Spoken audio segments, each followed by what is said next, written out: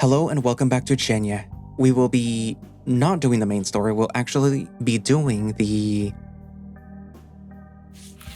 short story, Some Reflections in Distant Waters, which is a story that revolves around Eliash and Raymond.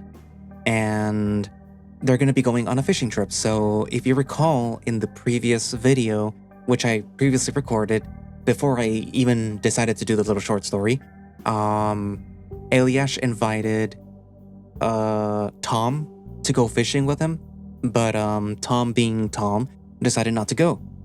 And the only person that responded was Raymond, because apparently it was already programmed that Raymond would also go. But apparently nobody else was going to go because, the only other person that could go would be David, and David and Eliash right now are not talking. So yeah, that probably was not going to happen. So unfortunately for Eliash, it is only Raymond.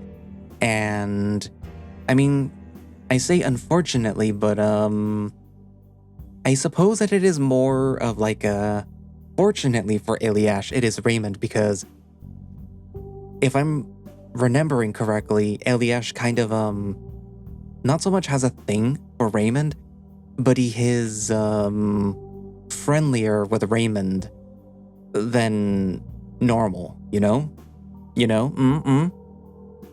But yeah, anyway, so this is a short story, so it shouldn't be too long, hopefully. But yeah, so without further ado, let us begin. Same Reflections in Distant Waters. Long ago in the land of Sarawak, locals tell of a legend passed down through the generations. It is a tale of two heavenly sisters, Princess Satubong and Princess Sejingjang. They were sent down from the heavens to bring peace to two villages locked in bitter conflict. With their arrival, harmony was restored, and at the village's invitation, the sisters chose to remain among them. Both were said to be beautiful and gifted. Princess Satubong excelled at weaving, creating exquisite garments for the people, while Princess Sejingjang was renowned for cultivating rice of the most fragrant kind. Their fame spread far and wide until it reached the ears of Prince Sarapi. One day, the prince visited the villages and sought Princess Satubong's hand in marriage. The news stirred jealousy in Princess Sejingjang's heart. Soon the sisters, who had once cared for each other, began to quarrel, each claiming to be the more beautiful and deserving of the prince's love. In her rage, Princess Sejingjang hurled the heavy pedestal that she used for pounding rice, striking Satubong on the head. Gravely wounded, Satubong managed to throw the beam of her weaving loom in return, piercing Sejingjang's stomach, causing her entrails to spill upon the earth. Their father, watching from the heavens, was filled with fury. He cursed his daughters. In the end, Princess Satubong was turned into the mountain that still bears her name, while the scattered remains of the Princess Sejingjang became the chain of islands off the coast of Sarawak. To this day, those who gaze upon Mount Satubong can see a deformation upon its peak, said to be the mark left by Sejingjang's pedestal.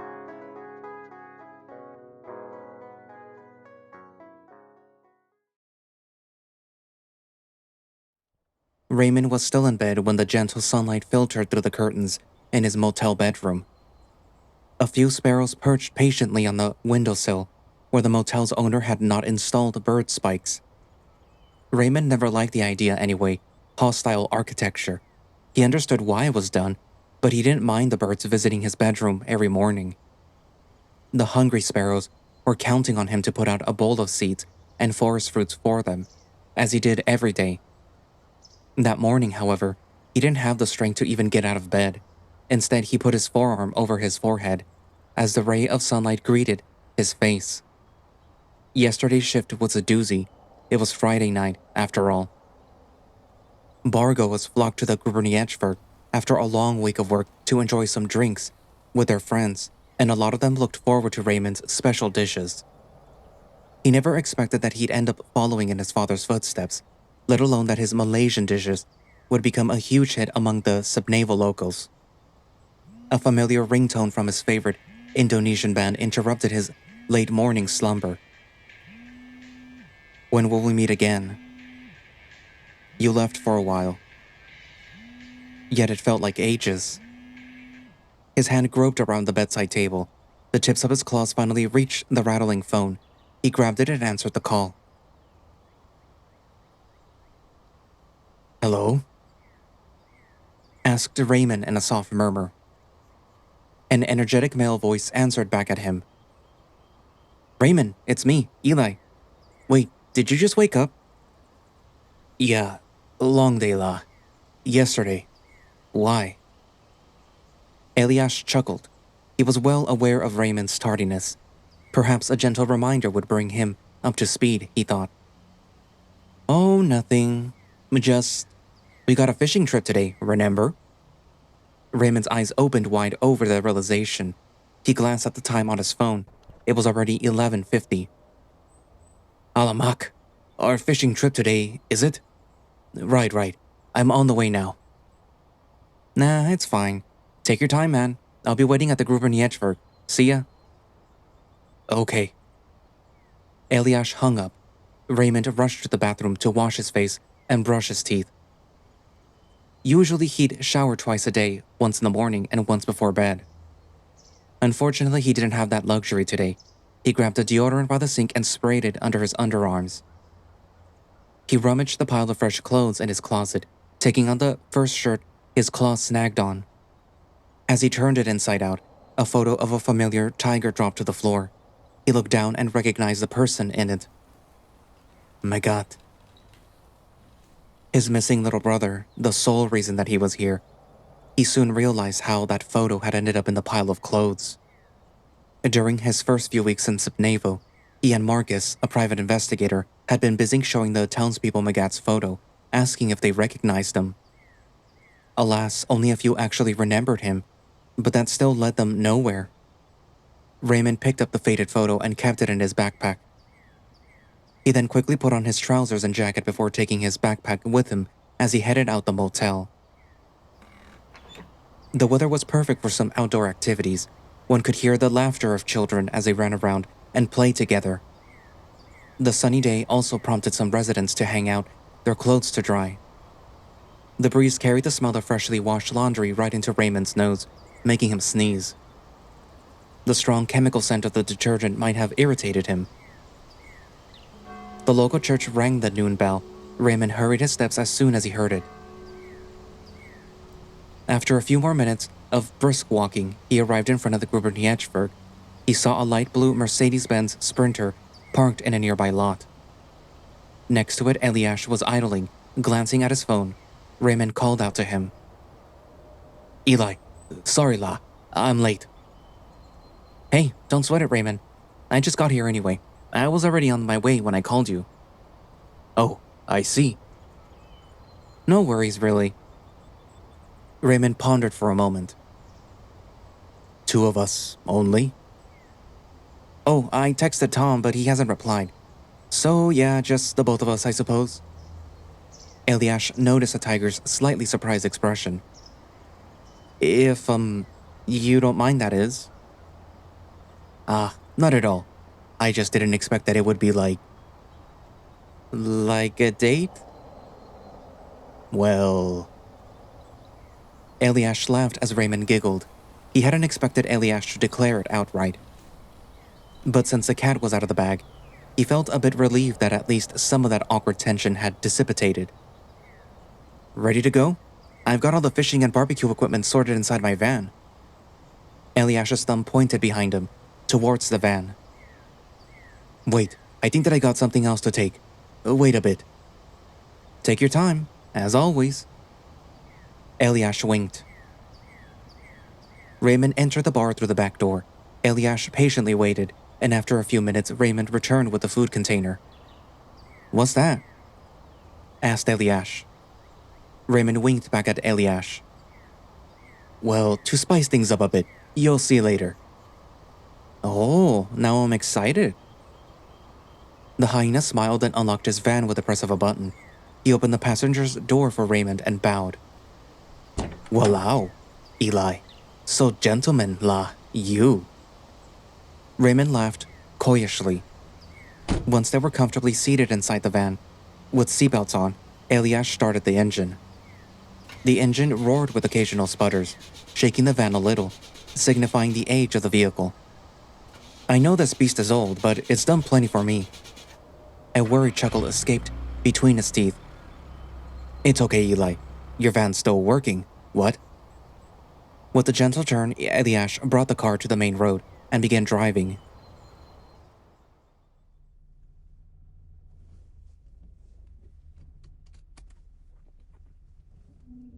The conversation they had throughout the drive was light but lively. Of course, it was awkward in the beginning. The fact that both of them never intended the lake trip to turn into an important date. Yet deep down, Eliash did hope that he could get closer to the tiger. Raymond, meanwhile, was simply happy that there was someone who could take him out of Subnevo and visit another part of Poland. The first time that I arrived in Poland, I stayed in Warsaw for a week while Marcus was helping me find a place to move and work here. I liked it a lot. You guys got many museums and historical places. Hell yeah. Got wiped off the map, went through 2 world wars, and even got pushed into communism for a bit. Before deciding that we might as well join the global economy instead. Polska Górom? Polska Górom. I pronounced it correctly. Eliash let out a half-hearted laugh. Back then, Raymond knew little about Poland, other than what his young brother told him about his history. Magat had always been a history buff when he was young. He enjoyed watching World War documentaries. It was Poland's deep yet dark history that compelled him to pursue a degree in history here. However, unlike his brother, Raymond didn't choose a career in gastronomy out of passion.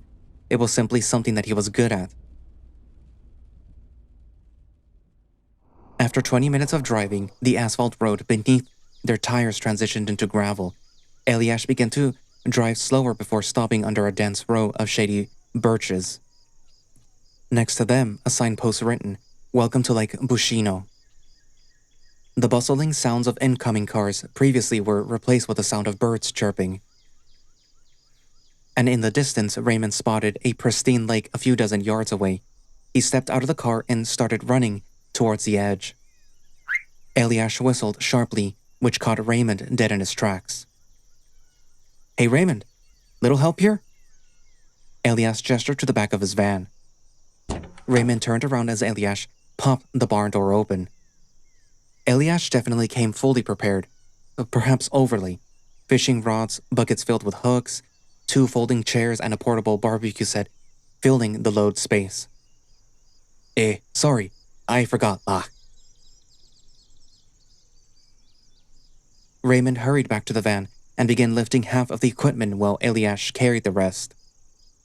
They walked towards a patch of sand close to the lake's edge before dropping all of the things down. Beautiful, isn't it? Raymond didn't reply, but instead let himself take it all in. The radiant sunlight making the lake water sparkle and twinkle as it bounced off the surface. The lines of oak trees reddening the distance, blending with the warm hues of the skies. Breathtaking, he thought. He had been living in Subnevo for almost a year now, but this was the first time that he truly marveled at the natural scenery. And he wondered if perhaps his brother had felt the same way when he first arrived in Poland a few years back. His heart suddenly felt fuzzy and calm. Eliash, on the other hand, was watching the tiger's reaction, though he didn't expect any verbal response. He could already tell just how awestruck Raymond was. This poor tiger must have been stuck in the bar almost every day until he had no time to just go out and touch grass, he thought. Before we start fishing, the hyena rummaged inside the bucket and grabbed a metal can. Don't move. Eliash squeezed the nozzle down and started directing the mist towards Raymond. The strong stench forced the tiger to cover his nose. Wah, smells so bad, la. What's this? Bug spray, of course. Raymond stepped away and waved Eliash off. Oh, no, it's okay. I brought something better. He pulled something out of his pocket. Eliash spotted a small transparent bottle filled with slightly yellowish liquid. The tiger squeezed some of it into his hands and lathered it all over his arms and legs. A citrusy scent drifted over. Eliash caught a whiff, fragrant yet familiar. He was sure that he'd smelled that aroma before, probably at the Guberniertwerk. It's lemongrass oil. Raymond noticed Eliash's inquisitive look. Ah, no wonder. Then he remembered lemongrass was one of the ingredients in Raymond's redang. Can I have some? Take. Raymond threw the bottle gently towards him. Eliash caught it firmly, started rubbing the oil into his fur. Once they were both shielded from the ravenous insects, they set up the chairs and barbecue station at the designated spot. After that, they carried the rest of the fishing equipment to a nearby pier. Do you know how to fish? Raymond shook his head. Don't worry, it's easy. First, we need a rig, the fishing line.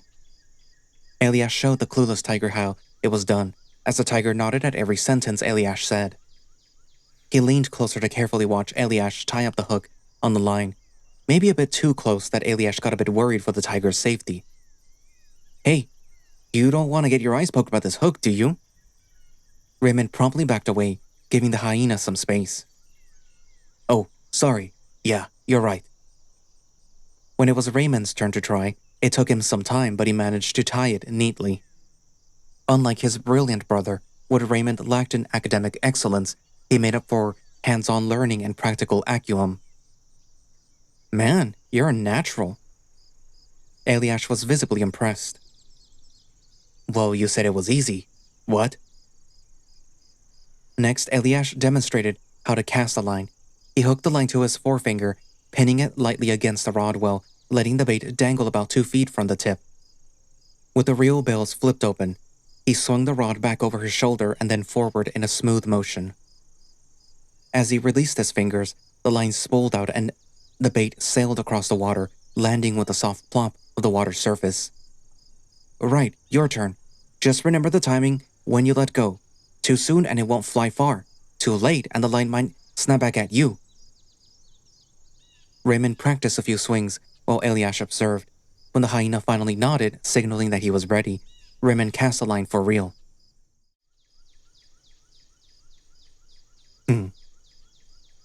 Press and hold.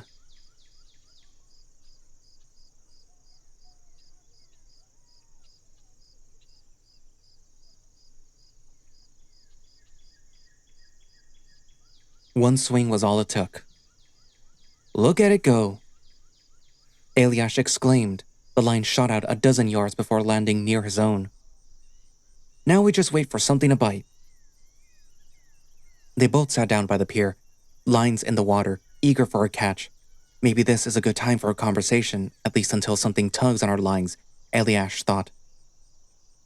So, how do you find living here so far? Not bad, actually. At first it was quite hard. My Polish, also not very good, but my boss, old Bernard, and my coworker Daria helped me learn. Now at least I can follow what the old locals are saying. Eliash nodded. Yeah, most young Poles can speak English decently, especially in big cities. It's easier to make friends there. I see, but I am surprised. I can also make quite a lot of friends in subnaval, otherwise a very lonely one. Oh. Eliash huffed. I thought so. That's kind of the reason why I asked you out. Seemed like you barely got any free time working at the bar. Raymond hesitantly nodded. Yeah, and outside working hours, I usually visit Marcus to ask his help to find my brother. Oh yeah, you did mention coming to Subnaval to look for your missing brother, right? Yeah. And, any progress? Raymond shook his head, followed by a sigh. Sorry, man. I can tell that you two were close. I mean, traveling halfway across the world just to come to this small, unknown town? Megat definitely means a lot to you. Raymond took his time to reflect on what Eliash said. We were close, but we got distant because reasons. At home, I was pretty much the black sheep in the family.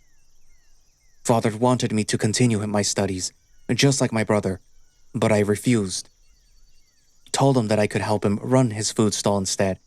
He disagreed, said that I'd be a failure if I became a hawker like him. Raymond let out a deep sigh. Until one day, I had enough. I wanted to prove my father wrong, so I left. My family, even my brother. But it wasn't even my brother's fault, you know. He didn't deserve that. And now, he's missing. Eliash sensed, behind the everyday cheery facade, there was a huge torment and guilt carried by the tiger's voice. You see, your younger brother's disappearance, it's not your fault. Raymond nodded. I know, La, but what if we had still kept in touch? Maybe I could know what actually happened to him. Raymond looked down on the lake, his smiling yet solemn expression staring back at him. Hey, Eli. Yeah? Do you believe in curses? What do you mean by that? Eliash scratched his head. I mean sometimes I wonder, La, what if something happens to our lives because of our actions? Like karma? Maybe. Well, I'm pretty much an agnostic when it comes to that, but I sometimes do superstitious things for good luck, you know? Like what? The hyena took out a chipped 10 grossi coin and flipped it far into the lake. Something my granddad taught me. So you don't believe in curses but luck? Not quite. You see, sometimes we do things just to cover our bases. Kinda like hedging the bet. It's irrational, but if it helps to take my mind off of things.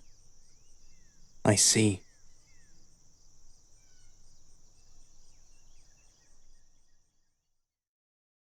Raymond wasn't even a pious Muslim to begin with. But when he first found out about Magat's disappearance, one of the first things that he did was going to the local mosque. The imam led a Salat Hajat together with the local commune to pray for Magat's return. He would visit the mosque daily for congregational prayers. He thought maybe if he prayed hard enough, God would show him a sign. Or perhaps God would absolve the sins that had been haunting him and gave him a moment of peace. Though that peace never came, until one night.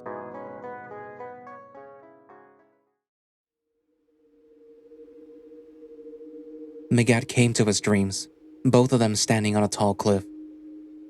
Raymond couldn't see his face clearly aside from his back. But then he saw that grin as the figure turned his head sideways.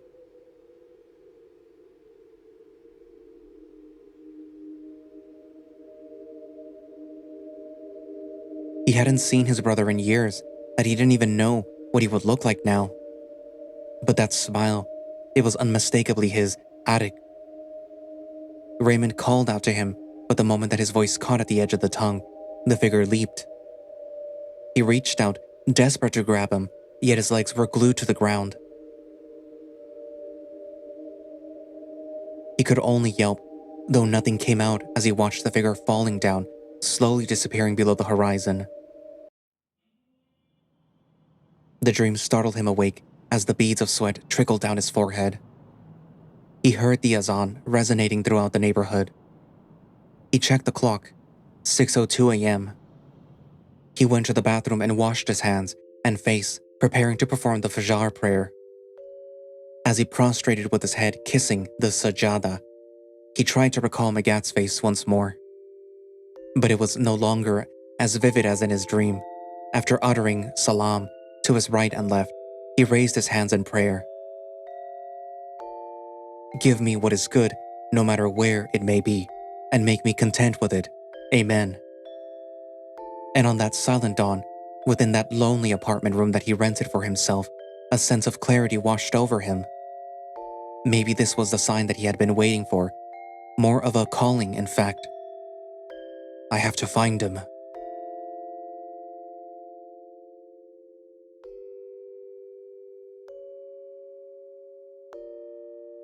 Tom told me about you and David. Oh, what did he say? that you two are close. We were. But yeah, after our parents divorced, we ended up taking sides, and after that, well, we just stopped talking. The hyena tried his best to give an unbiased account of what happened, yet deep down, he resented David for choosing to stay with their mom and granddad. But now he's back, right? Yeah, but he didn't have to. But he did. Well, not for me. But he did. Eliash went mum as he stared at the tiger, dumbfounded. Okay, are you just teasing me right now? Joking only, La. But still, speaking as an older brother, I am glad that David got you. No matter what happened between your parents, that shouldn't get in the way between you both. Eliash remembered that day when the Vajosic brothers decided that it was best to part ways. Of course, David at first had disagreed, saying that it was better for them to move to Germany since their futures would have been guaranteed by their wealthy grandfather. However, Eliash insisted on staying at Subnavel for the sake of their father. He was a lousy dad, sure, but he didn't deserve to be abandoned, Eliash thought. He hated taking the easy way out. Actually, Raymond's voice softened. If Megat suddenly returned, like your brother, I don't need a reason why. He can simply come back just because he's mad at me, then leave afterwards. I just want to know that he's safe. He then paused, his gaze distant. I was a shitty brother to him after all. The smile on his face a few moments ago abruptly dropped. Eliash looked down at Raymond's hands, holding his fishing rod loosely. In the stillness, a faint whizzing noise. Oops, sorry. Suddenly running my mouth for no reason. Raymond. Yeah? Your line. It's pulling away. Eh? Oh no. Eli, what to do? Close your bail and start reeling in. Raymond did as instructed and started cranking the handle frantically. What? Eliash felt a sudden tug on his line too, just as Raymond beside him was struggling, looking as if he were fighting for his life. Both of them began reeling in their catch. This fish, damn strong, La. Raymond exclaimed. I scared if I pull too hard, the line for sure snap one. Yeah, just... He huffed. Let go of the reel if it's fighting too hard. Then reel again when it stopped struggling. It turned into a long tug of war. The prize, their lunch, or perhaps Raymond's next seafood masterpiece.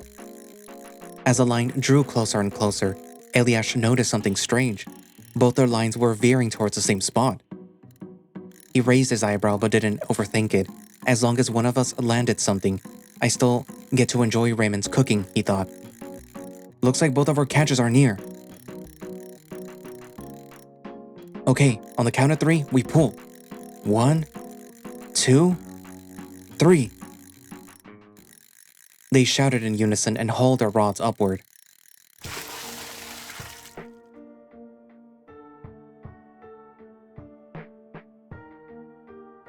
And for a moment, time seemed to slow. Raymond watched one of the most beautiful sights that he'd ever seen. The fish arcing through the air, its body twisting against the bright blue sky, sunlight glinting off its shimmering rainbow scales. For an instant, it looked as though the fish were swimming through the air itself. Meanwhile, Eliash blinked in disbelief. Did we just catch the same fish?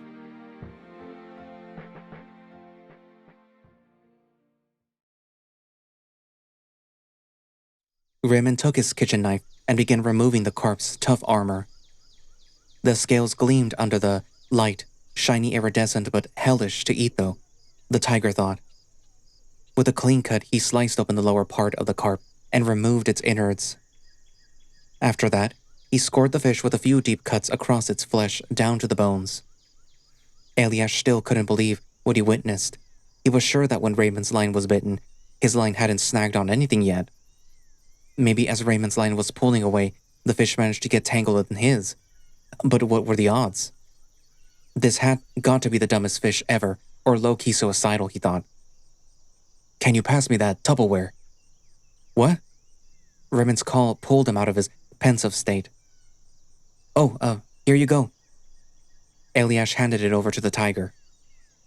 Raymond popped the lid and poured out a thick reddish paste onto the fish, lathering it generously across its body. Eliash gasped in excitement as the carp was doused in Raymond's signature sauce before being left to marinate. Oh wow, the smell is very intense. Definitely looks spicy though. Yeah, sorry. A bit pungent right now, but I promise later that it will taste amazing when cooked. Oh, Eli, can you help me start the fire? I'm almost ready to grill. Yes, sir. Eliash gave Raymond a scout boy salute. Raymond chuckled over his shenanigans. The hyena laid out some charcoal beneath the grill and lit one on fire. It took some time for the fire to catch, and he prodded the coals from time to time to spread the heat evenly. After the fire was ready, Raymond took out a large green sheet of something. Oh, what's that? Banana leaf. Here. He passed the leaf to Eliash, and the hyena began to inspect the leaf curiously. Wow, never seen a banana tree before, let alone its leaf. What do I do with it? Oh, just put it over the fire. Don't burn or char it. Ah. Yes, sir. As Eliash heated the banana leaf, the dull surface gradually turned glossy and soft, pliable enough to fold like origami without tearing. Oh, looks perfect. You're very good at following instructions. Thanks, Eli. Thanks, Chief. Finally, the tiger wrapped the marinated fish in the softened banana leaf, secured with a pair of wooden skewers before placing it on top of the fiery grill. Within a few minutes, a smoky aroma filled the air. Eliash's tummy grumbled loudly, which alerted Raymond. This fish is quite huge, actually, so might take a while to properly cook. Nah, it's my fault. I should have had some breakfast. The hyena rubbed his tummy, trying to calm the storm brewing inside his stomach. Well, they say hunger is the best spice. I hope you can enjoy it soon.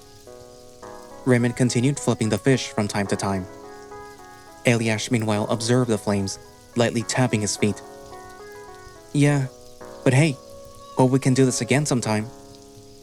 Agreed, but next time I hope the others can join. And ruin our future dates? Asked the hyena teasingly. Date, you say? Well, if you want, I'll tell you when I am free again. With a pair of tongs, he flipped the fish one more time, lifting the edge of the banana leaf to check the flesh underneath.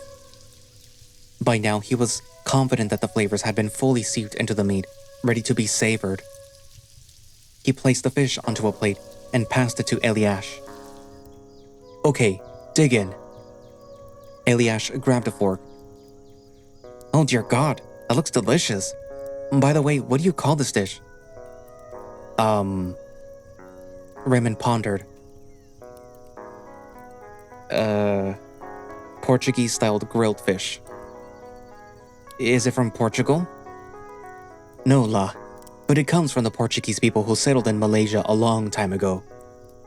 Interesting. He lifted a chunk of the fish meat with a fork, a hot steam coming out from its glistening flesh. After softly blowing on it, he took a bite. The taste was unlike anything that he had ever experienced. The smoky char of the banana leaf blended perfectly with the spicy yet tangy sauce, coating his mouth in rich, layered flavors. Beneath it all, the carp's freshness kept the meat tender and juicy, flaking apart effortlessly as he chewed. And yes, the familiar note of lemongrass was subtle yet unmistakable. Nice or not? Asked Raymond in anticipation. The hyena let out a satisfying moan. It's so good. The sauce, it's definitely spicy but in a good way. Goes really well with the fish. Damn. Raymond grabbed another fork as they shared the dish together. Of course, Eliash ended up eating more, but Raymond didn't mind. He was simply glad to see the hyena enjoying his cooking so much. A notification popped up on Eliash's phone. He pulled it out, groaning the second that he saw the name. Who is it? That devil little brother of mine. Oh, David? Yeah, muttered Eliash. Nice. You gonna meet him soon? I mean, we had a big fight recently and we're still trying to, Eliash's words trailed off as he gave an awkward shrug, one hand half waving in the air, as if trying to untangle a difficult situation that he couldn't quite put into words. Oh, I see. I know what could help. Raymond cut a piece of the carp into a nice fillet. After laying a banana leaf inside the Tupperware, he set the fillet on top before drizzling some extra sauce on it. Here, give this to David. He really liked my cooking last time. I'm sure that this will cheer him up. But you barely had any, Eliash argued. Don't worry, La.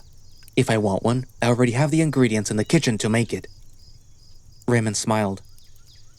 I know it's not much, but maybe this is a start for you guys to make up.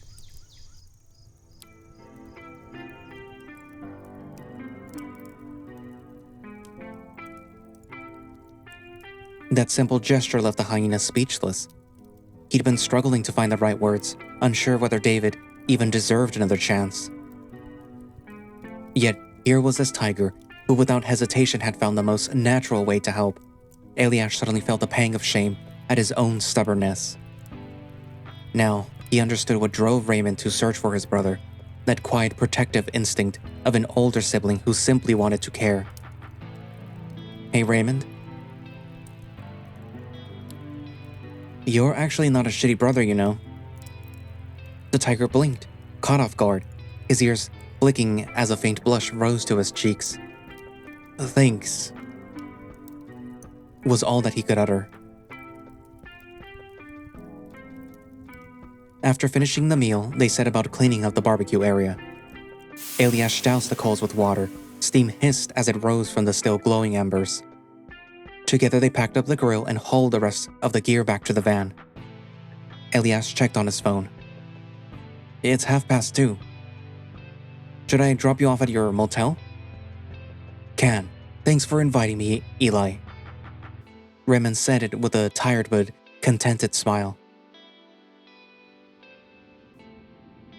A few minutes later, as the van rumbled down the road, Raymond's phone buzzed. He glanced at the screen, a message from Marcus. Afternoon, Raymond.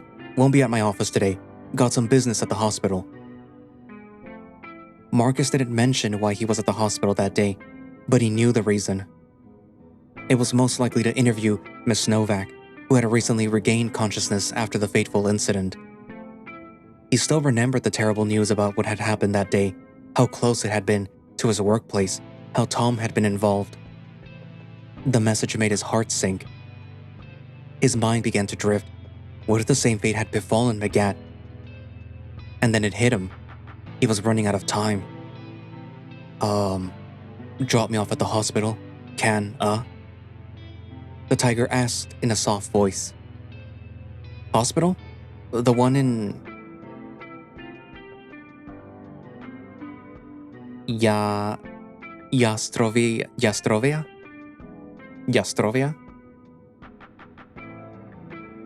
Raymond nodded. I need to see Marcus. He said that he's there. Oh, sure. Hope it's not a bother if... Hey, don't worry about it. Eliash cut it with a grin. Next time you need a ride somewhere, just call me. He flashed a confident wink.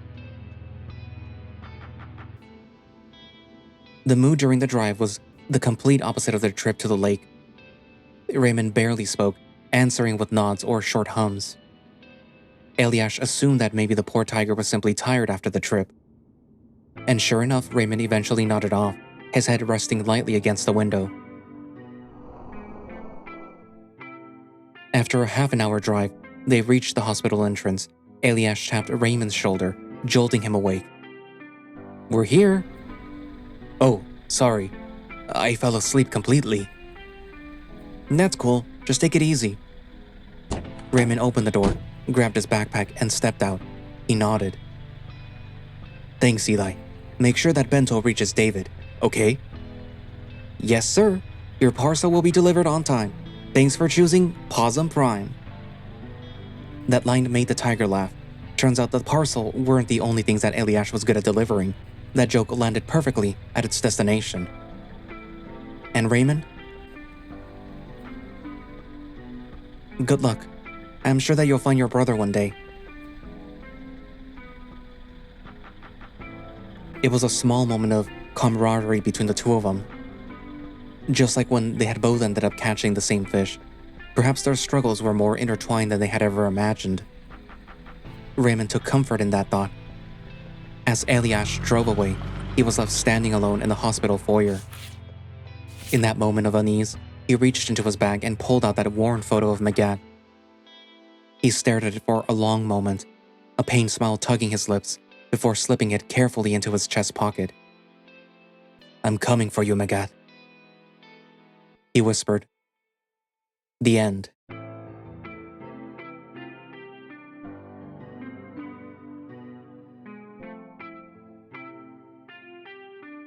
So that was the end of the short story. And it was kind of nice how, it was how Raymond is trying to help Eli sort of reconnect with his brother, and how it was also sort of, kind of like paralleling his need to find his own brother. Him basically like making Eli kind of like realize like, hey, like try to reconnect with him. Like, yeah, he left, but it's not as if he didn't come back, and it's not as if he isn't trying to reconnect with you either. So like, at least give him a chance. And I mean, I would understand if Eli didn't want to do it, but I would understand if he didn't want to do it if David had done something horrible. And I suppose, you know, choosing one parent over the other could be considered as horrible, but like at the same time, it's like he did it because he thought that that would be like the best way to ensure their, or his, I guess, future. And how Eli mentioned that the father wasn't exactly a good person. Like why would you want to stay with that?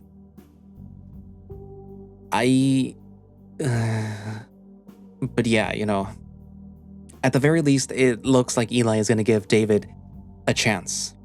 And considering what's going to happen in the next part, I think it's a good thing that David and Eli are going to be able to, are going to be in the same area together, considering what's going to happen. Because again, while I am reading this after I have finished the update, the main story update, it does tie in a lot with what's going on in the main story. So you probably already saw a little bit of it in the text message that Marcus sent. But yeah.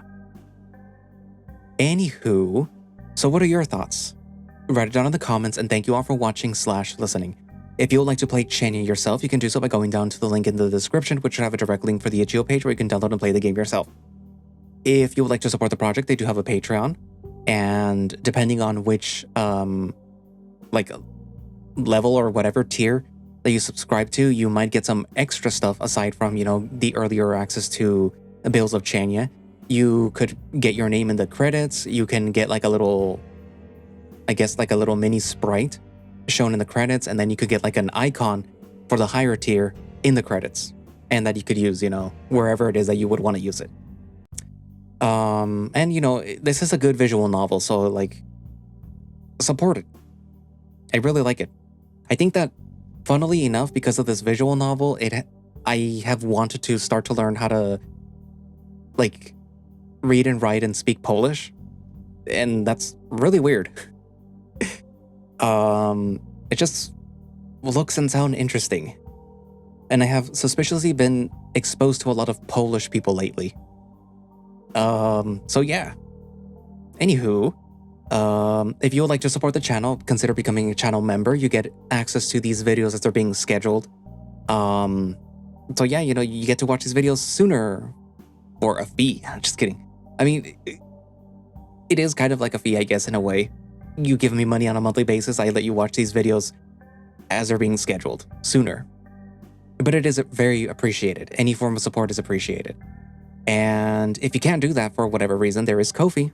I am trying to save up for a laptop before it becomes before you can't do that ever again, because what's going on in the world. Well, not even in the world, what the US is doing. Come on. You can't even say like, oh, stuff is going on in the world. Like, no, it's the US. It's the orange man. Anyways, if you can't, the Ko-fi, like and subscribe. Throne. I have a throne. Anyway, so I guess that's it for now, and I will see you guys in the next video. Bye-bye.